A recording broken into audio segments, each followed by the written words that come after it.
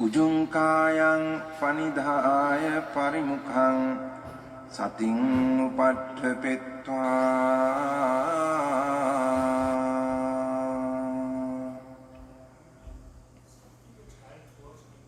so sato assa sati sato.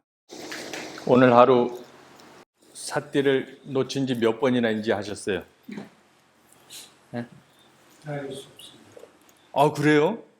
오, 굉장한 건데.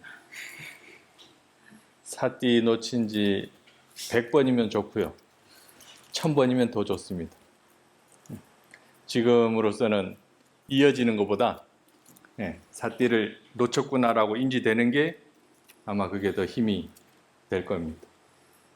알아차림 한다고 하지만 나중 가속도가 났을 때 이렇게 되돌아보면 그동안 했던 거는 정말 많이 허점이 많았구나라고 알게 될 거예요.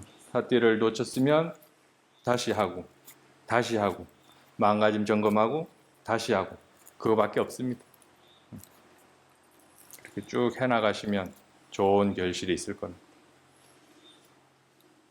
뭐 사사나 스님께서 말씀하신 것 중에 이해가 안 됐다거나 뭔가 용어 정리가 좀 안 됐다거나 궁금한 거 있으시면 물어보면 아는 만큼 설명드리겠습니다.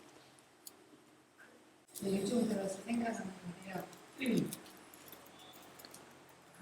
삿띠가 쭉 이어지기를 갈망하게 영원을 해요. 예. 하고 싶은 마음이 있는데 네. 이제 하다 보면 너무 힘들고 별로 이렇게 진척되는 것 같아요. 네.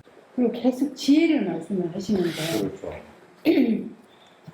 보통 우리가 이제 사마타 수행을 하고 이러면 잠깐씩 들어가면 기분이 좋잖아요. 평온하잖아요. 그런 잠깐의 어떤 그게 있어야 되는데 네. 이거는 그게 없잖아요. 그러니까 이게 딱 그러니까 끝까지 탁 해야 되겠다는 갈망이라기보다는 뭐 열이라고 합시다. 열이가 이게 별로 안 나는 그 신심이라고 그래야 되나? 그래서 그게 지혜가 돼가지고 뭘까? 요즘 그런 생각을 해요. 지혜가 가지고 있는 어떤 이점들이나 확 와 닿으면 막 어떻게 해서라도 막 저렇게 가야지 하는 마음이 드는데 지혜지는 어렴풋이는 알겠는데요.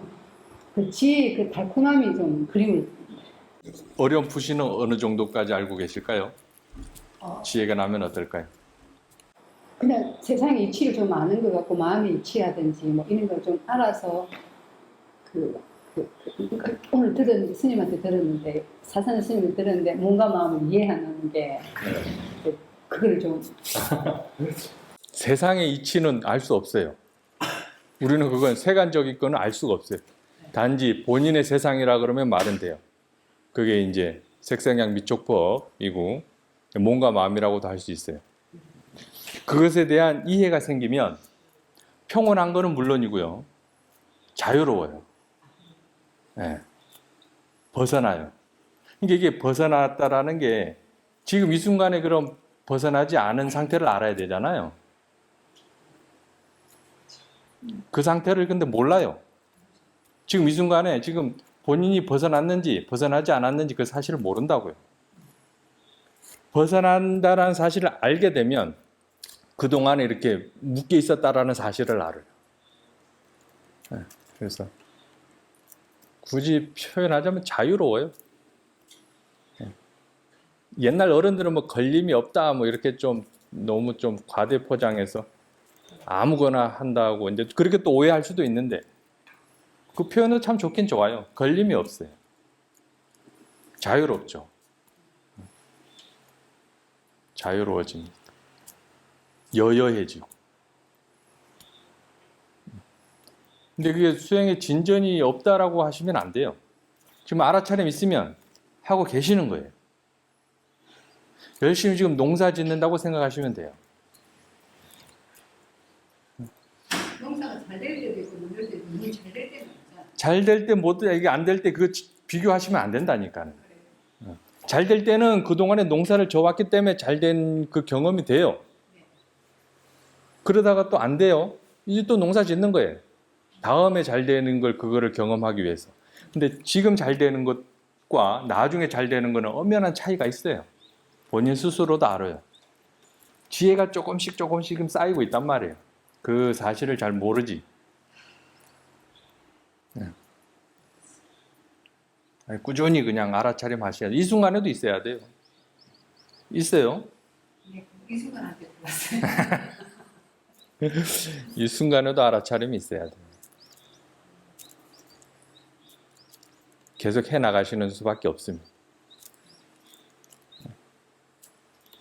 그러니까 이게 계속 비교를 하는 거예요. 제가 만약에 이게 처음 수행이면 이제 괜찮을 건데 저는 이제 그 단마코리아에서 수행을 계속 했던 단마코리아는 그 보행가 예. 거기서 하셨죠. 이제 고기를 조금은 했는데 이제 거기서는 어떻게든 해야지 하고 막 일어나서 농구하고 막 앉아서 이렇게 자선도 하고 막 그런 어떤 열의가 있었는데 네.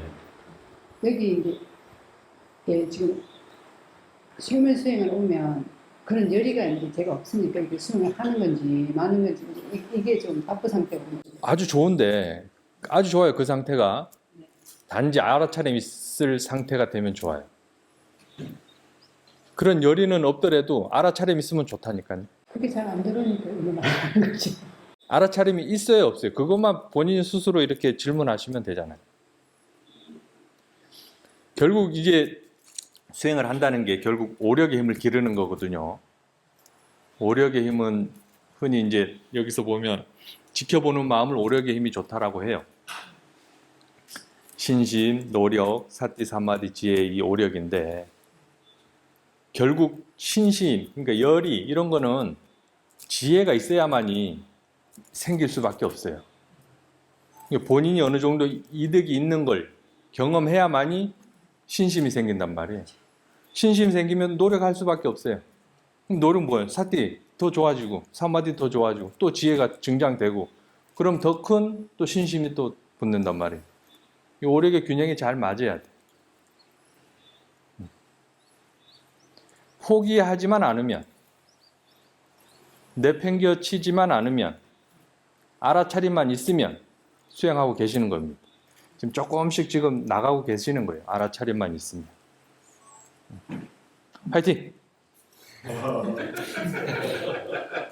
부설님 질문을 이어서 같이 좀 질문을 드려볼까 합니다. 네. 연결된 부분이기도 하고 수행하는 사람들이 한 종류의 수행만을 경험한 사람이면 좋겠지만 그렇지 않은 경우가 많기 때문에 항상 의문이 있을 수도 있을 것 같아요. 네. 힘을 어떻게 줄지 밸런스 맞추는 것에 대해서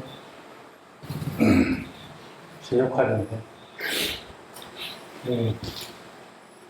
아까도 말씀하셨지만 그런 어떤 좀 집중하지 못하는 것 같다 이런 느낌이 있을 수 있는 이유가 저도 처음에 여기 작년 12월부터 그 이전에 유튜브를 보고 한 3개월 이제 했지만 직접은 12월부터 방문해서 수행을 하고 있는데 그 이전까지 호흡 수행을 하거나 가나선이든 호흡 수행을 할 때는 이게 집중을 해야 되는 부분과 어느 정도 고요한 평온함에 올라가야 되는 부분이 있기 때문에 예를 들어서 좌선이어도 자세에 신경을 많이 썼거든요. 그리고 그 자세가 얼마나 호흡이 불고 나는데 도움이 될지 그 다음 고요함에 빨리 이르게 될지 이런 부분들이 중요했었기 때문에 그런 상태로는 어떤 시기에 포즈가 가장 적절한지를 이미 배우고 왔어요. 배우고 오다 보니 그 상태에서 호흡이 편안함을 하는 방식은 이미 압니다. 하는데 여기서의 가르침은 그 부분과는 좀 다르잖아요. 근데 저도 항상 좀 고민을 했던 것이 그 자세가 좌선할 때는 어쨌든 제가 오래 편안하게 앉아 있을 수 있기 때문에 거기에 집착을 좀 했었거든요. 알아차림이 중요하다고 하더라도 이렇게 하는 것이 알아차림에도 도움이 될 것이다라는 생각이 있었던 것 같습니다. 그런데 그렇게 하다 보니 피곤할 때가 제법 많았어요.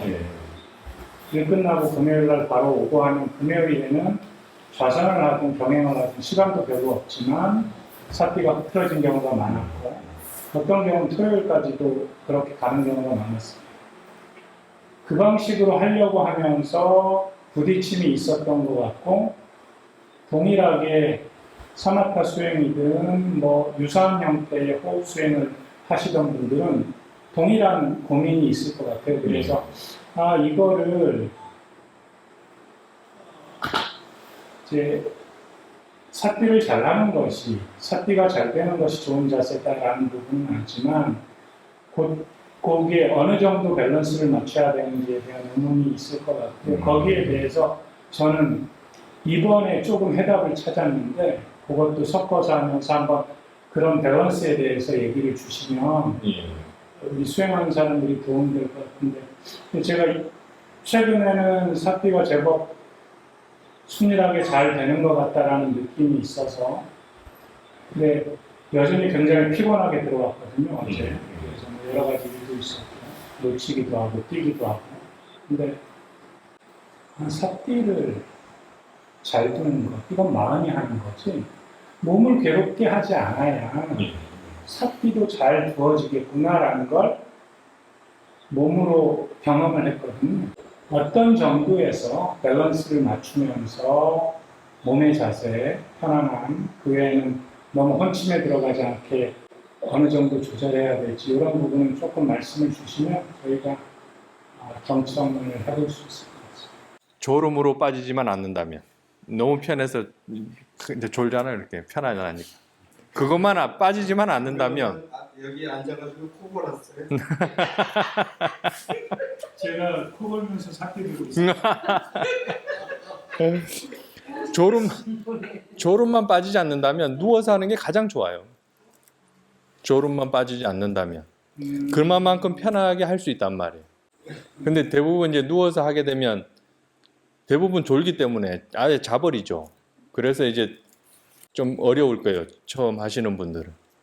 그리고 졸음에서 빠져나오는 방법도 잘 몰라요. 힘을 쓴단 말이에요. 근데 졸음에서 빠져나오는 방법은 가장 쉬운 방법은 해보셨어요? 뭐 바늘 이렇게 쿡쿡 찌르나요? 펜으로 이렇게 쿡쿡 찔러요? 뭐 일어나셔도 되고 좌선 상태에서도 할 수가 있어요. 근데 그게 될 때가 있고 안 될 때가 있어요. 눈 뜨고 근데 이게 자선할 때도 눈 뜨면 이게 눈꺼풀이 가장 무겁다고 그러잖아요. 이렇게 자기도 모르게 내려가는데 졸음이 오는 것을 우선 거부하시면 안 돼요. 거부하시면 안 되고 졸음이 왔다라고 알아차림하잖아요. 그 아는 것을 대상으로 하면 깨어나게 끌으면 돼 있어요. 졸음을 대상으로 하는 게 아니라 졸음을 그 아는 마음을 대상으로 하면 깨어나게 돼 있단 말이에요. 그 이치는 여러분들이 한번 해보시고 답을 한번 찾아보세요. 근데 그게 항상 되지는 않아요. 저 또한 졸리면은 졸다가도 아차 싶어서 또 하기도 해요. 저 같은 경우는 더 잘 자시더라고요. 아는 더 잘 자시더라고요. 그 아는 마음을 대상으로 했을 때요. 오, 거의 90%잖아요. 그러면은 아니 그거 본인이 그렇게 생각하시는 것 같아요. 깨어날 수밖에 없어요. 이치가 그래요. 예, 알겠습니다. 이치가 알마음이라 좋은 마음. 이치가 깨어날 수밖에 없는 이치예요. 그 좋을 때는 좋은 걸 원하는 마음이 그렇죠. 그렇게 본인이 원해요. 계속 그리 들어간단 말이에요. 편안하기 때문에. 그래서 그 편안함이 대상으로 되면 좋긴 좋은데 그걸 즐긴다니까요. 자기도 모르게 그냥 쓱 들어간단 말이에요. 그래서 졸음이 시작돼요. 막 자려고 그러면 잠 잘 안 오잖아요. 그러지 않아요? 자야지 그러면 잠이 안 와. 뭔가 자세나면 그냥 자기도 모르게 졸아. 참 신기하잖아요. 근데 이 대목에서 또 질문을 이어갈게요. 근데 그 부처님 시대에 부처님이 가부자로 네, 저는 항상 모든 그 중심에 두는 게 부처님은 어떻게 하셨을까인데 부처님 가부자 들고 하셨잖아요. 좌선은 하셨죠. 근데 그러면 우리도 좌선을- 그게 제일 쉬운 방법이니까 여기서 좌선 하지 말라는 사람이 어디 있어요? 좌선 하시되 네. 알아차림을 해야 된다니까요. 아 지금 자세에 대해서 얘기를 네. 하는 거니까 그 의자에 앉는 자세보다는 아, 결과부자를 해야 되는. 결과부자 자세가 더 알아차림을 성성하게 하는데 도움이 주기 때문에 그 자세로 성성한 거는 자세하고는 전혀 상관이 없어요. 그러면 걸어갈 때도 왜 그렇게 하셨을까요? 그 당시에 그 경에는 그렇게 나오잖아요. 걸어가면 걸어가는 줄 알라고 네. 했잖아요. 탐심 있으면 탐심 있는 줄 알고. 그러니까 행주 좌와 어묵 동정이 돼야 된단 말이에요. 좌선 때도 그 상태가 돼야 되고, 경행에서도 그 상태가 돼야 되고, 움직일 때도 그게 돼야 돼요. 누워 있을 때도 그게 상태가 돼야 돼요. 말할 때도 그 상태가 돼야 돼요. 사람의 성향에 따라 좌선을 추구하는 분들이 있어요. 그리고 경행이 더 좋다고 하시는 분들도 있고. 근데 나중 가서 이렇게 밸런스가 그걸 좀 맞아져요. 근데 제가 지금 한 가지 직업에 됐는데요. 제가 요거를 가르치다 보니까 어떤 말인가 하면 결과부자를 해가지고 그 스님이 하시는 말씀은 척추가 바로 서고 하면 이게 아까 이분처럼 성성하게 할 수 있는데 자세가 흐트러지거나 이렇게 누워있거나 이런 자세는 나중에 이게 한두 해가 끝나는 게 죽을 때까지 해야 되잖아요. 그렇죠. 그럼 만약에 몸이 틀어지거나 아프면 그 통증에 대해서 많이 매여있다 이 말이죠. 특히 한국 스님들이 제가 이제 네팔에 있을 때 그때는 이제 여행 중이었죠. 그래서 네팔 그 룸빈이 있어요. 한국 절이 있는데 대성사카사라고 거기 있었는데 한국 스님께서 이제 좌선하는 걸 알려주더라고요. 한국 스님들은 무조건 결과부자예요. 이 등치에 다리를 이렇게 꼰다고요. 그거 되시는 분 있어요? 저는 돼요. 그거 하면서 저는 몸 망가졌어요. 그렇게 되면 자세가 딱 그 순간이 와요. 자세가 딱 잡히는 거. 허리에 힘이 그냥 딱 이게 누가 뒤에서 딱 받쳐주는 느낌이 있어요. 그것도 잠깐이지. 나중에는 다리 질질 끌고 당겼어요. 이렇게. 한쪽이 그냥 골반이 그냥 쑥 빠지는 느낌이 들더라고요. 이렇게 하면서 이렇게 고요해지니까 몸이 이완되니까 다리가 그냥 바닥으로 촥 달라붙더라고요. 그때는 좋았어요. 오, 이제 몸이 자리 잡나 보다. 일어날 때 못 일어나겠더라고요. 그렇게 돼가지고. 그래서 자세가 중요한 건 아니에요. 뭔가 힘들면 고추 세우세요. 그게 나쁜 건 아니에요. 좌선을 해서 깨닫는다는 거는 이거는 모르겠어요. 좀 그래요. 대부분의 선사들 보면 부처님께서는 모르겠어요. 근데 부처님께서 그 보리수 밑에서 깨달았다고 하시죠. 그러고 나서 49일 동안 뭐 하셨어요? 지금 보드가에 가면 있어요. 그 7일. 그 7일이 있어요. 이렇게. 그 뭐라고 그러나. 그런 사당 같은 거. 사당이라면 좀 무당 같아서 좀 그렇지만. 어쨌든 그런 것까지 있고 이쪽에서 일주일. 저쪽에서 일주일 경행하셨어요. 경행하셨다고요. 끊임없이 사유했단 말이에요.